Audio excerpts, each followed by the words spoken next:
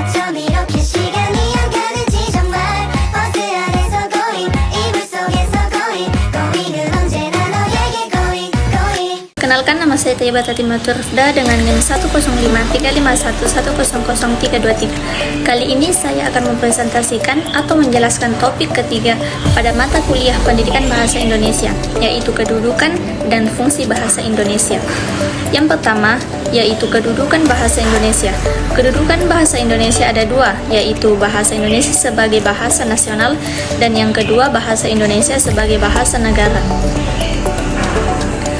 Sebagai bahasa nasional, bersumber pada Sumpah Pemuda 1928, bahasa Indonesia berkedudukan sebagai bahasa nasional, menunjukkan bahwa bahasa Indonesia mencerminkan kepribadian bangsa Indonesia secara eksistensi dan merupakan lambang jati diri atau identitas nasional. Dalam kedudukannya sebagai bahasa nasional, bahasa Indonesia berfungsi sebagai alat budaya, alat komunikasi, dan alat pengembangan kebudayaan, ilmu pengetahuan, dan teknologi. Dan yang kedua, bahasa Indonesia sebagai bahasa negara. Menurut Undang-Undang Dasar 1945, bahasa Indonesia berkedudukan sebagai bahasa negara.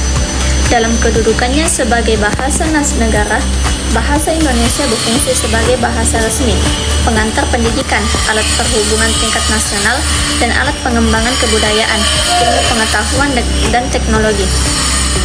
Dalam kedudukannya sebagai bahasa negara, bahasa Indonesia berfungsi sebagai alat dalam penyelenggaraan administrasi negara, seperti penyelenggaraan pendidikan dan sebagainya. Dan yang kedua yaitu fungsi bahasa Indonesia.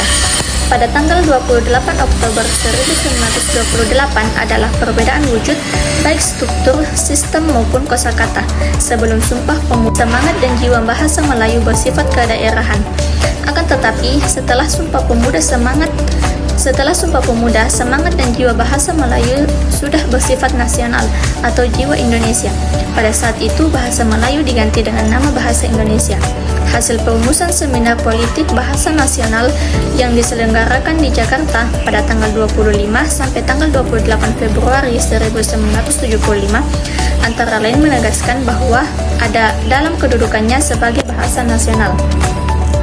Dalam kedudukannya sebagai bahasa nasional, bahasa Indonesia memiliki 4 fungsi, yaitu sebagai lambang kebanggaan nasional, sebagai lambang identitas nasional, sebagai alat perhubungan antar warga, antar daerah, dan antar budaya, dan sebagai alat yang memungkinkan penyatuan berbagai suku bangsa dengan latar belakang sosial budaya dan bahasanya masing-masing ke dalam kesatuan kebangsaan Indonesia.